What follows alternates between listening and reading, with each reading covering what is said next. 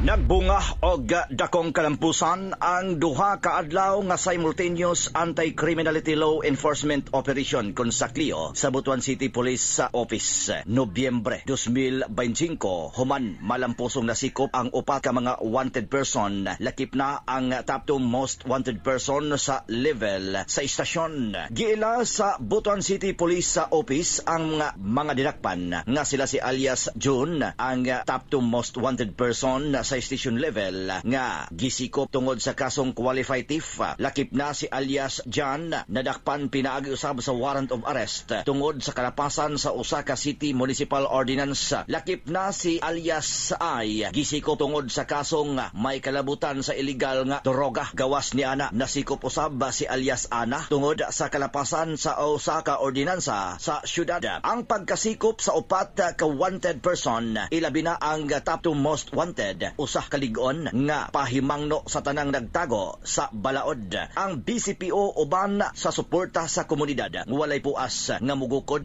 hangtod nga madakpan og manubag sa balaod ang mga tinaguriang mga wanted person. Mga katrupa, lig-unon ta ang atong panglawas aron dili madakpan sa balatian. Mag Santon Plus Gold ug Santon Vitamin C. Alang sa nagkahiusang Pilipino para sa Pilipinas, Junji Lebrias, XFM News.